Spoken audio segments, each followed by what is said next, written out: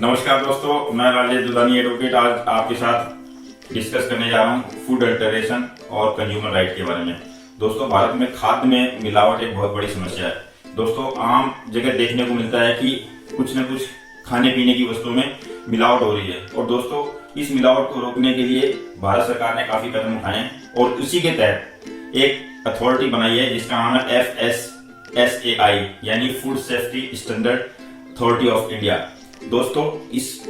Authority का main जो काम है वो ये है कि भारत में हो रहे किसी भी खाद्य मिलावट को रोकना और उसके ऊपर में ना ही सिर्फ रोकना बल्कि उसके ऊपर में स्ट्रिक्ट एक्शन भी लेना। दोस्तों, वैसे जनरली 3 तरह के मिलावट मानी जाती है, यानी मिलाने के तरीके 3 तरह के माने जाते हैं। नंबर 1 होता है इंटेंशनल, यानी आप किसी भी खाद्य पदार्थ में जानबूझकर उसमें आप दूसरी चीज मिला रहे हैं, दैट इज कॉल्ड इंटेंशनल। दूसरा होता है दोस्तों इंसिडेंटल, कई बार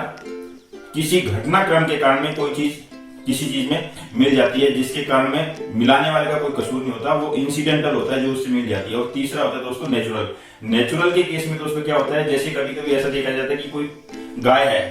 उसके दूध में मात्रा पानी की ज्यादा आ गई या फिर पानी में किसी भी तरह के केमिकल ज्यादा आने के कारण में जिस प्रोडक्ट में वो केमिकल पानी यूज में लिया गया उसमें केमिकल की मात्रा ज्यादा होगी, तो दोस्तों उसमें मैन्युफैक्चरर का कसूर नहीं होता। तो इस तरह से ये जो अथॉरिटी है ये देखती है मेन 3 कॉजेज को कि FSSAI का ये मेन फंक्शन ये है कि वो देखती है कि ये जो मिलावट है वो किस कैटेगरी के इंटेंशनल है, इंसिडेंटल है या नेचुरल है। उसी तरह से दोस्तों जो महत्वपूर्ण बात मैं आपको बताने जा रहा हूँ वो ये है कि जैसे हम रेस्टोरेंट में बैठे हैं या हमने कोई चीज ऑर्डर करी है, रेस्टोरेंट में बैठते समय अगर हमने कोई चीज ऑर्डर करी है उसमें अगर किसी तरह की कोई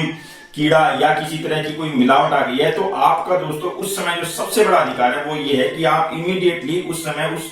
जो मैनेजर है या रेस्टोरेंट का जो मालिक है उसको इन्फॉर्म करें। अगर वो आपकी बात मानता है, सुन लेता है तब तो ठीक है, अदरवाइज आप देन एंड देयर पुलिस को इन्फॉर्म करें। और उसके अलावा उसी जगह बैठे बैठे आप फूड इंस्पेक्टर जो उस एरिया में एक नियुक्त किया हुआ होता है FSSAI द्वारा, उसको बुला के उस पूरी घटना का ब्यौरा दें। दोस्तों, इस चीज को करने के बाद में आप इस चीज के खिलाफ में कंज्यूमर कोर्ट में जाके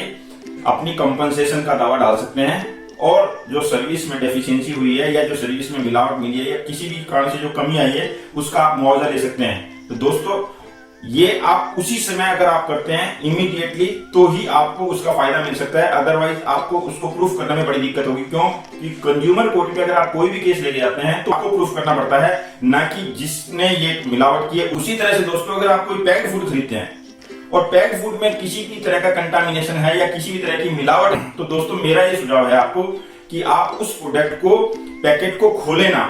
और अगर आप खोलते हैं और खोलने के बाद अगर आप उसको कंज्यूम करते हैं तो फिर आपका उसको प्रूफ करने का जो मामला है वो बहुत पेचीदा हो जाएगा, क्योंकि खोलने के बाद में आप उस चीज को प्रूफ करने के लिए आपको ये शो करना पड़ेगा कि आपने ये प्रोडक्ट इसी व्यक्ति से या इसी दुकान से खरीदा था। और दोस्तों मैं एक चीज और समझाना चाहूंगा कि आपको किसी भी तरह की फूड प्रोडक्ट लेते समय कैश रिसीट्स जरूर लेनी चाहिए। अगर आपके पास में कैश रिसीट्स है तो ये आपका बहुत बड़ा प्राइमा फेसाई प्रूफ हो जाएगा कोर्ट के सामने कि आपने कोई भी चीज पर्टिकुलर व्यक्ति से या पर्टिकुलर शॉप से खरीदी। किसी केस में दोस्तों ये देखा जाता है कि आपको कोई भी प्रोडक्ट या चीज खाने के बाद में फूड पॉइजनिंग हो जाती है। उस केस में भी दोस्तों अगर आपके पास में रिसीट है और अडल्ट्रेशन के कारण आपके शरीर में फूड पॉइजनिंग हुई है और उससे आपको नुकसान हुआ है तो दोस्तों वो जो डॉक्टर्स की प्रिस्क्रिप्शन या उस समय डॉक्टर्स की जो एडवाइसेज है या जो डॉक्टर्स की जो ट्रीटमेंट के दौरान में एडवाइस है कि किस कारण से ये प्रोडक्ट किस कारण से आपको ये नुकसान हुआ है, दोस्तों ये सारी चीजें कंज्यूमर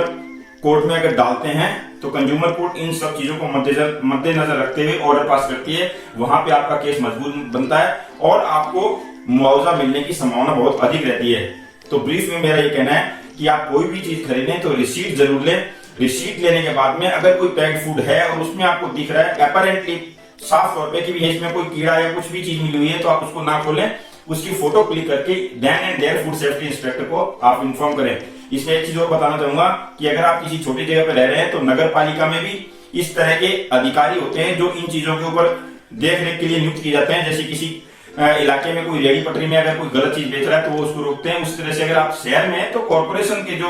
अधिकारी हैं वो उनको देख रेख के लिए नियुक्त किए जाते हैं। तो दोस्तों ये आज था वीडियो फूड अल्टरेशन और उपभोक्ता के अधिकारों के बारे में। अगले वीडियो में फिर किसी नए टॉपिक के साथ मिलेंगे, तब तक के लिए नमस्कार, धन्यवाद। कमेंट बॉक्स में कमेंट करना ना भूलें। मेरे वीडियो को शेयर, सब्सक्राइब और लाइक जरूर करें। Thank you.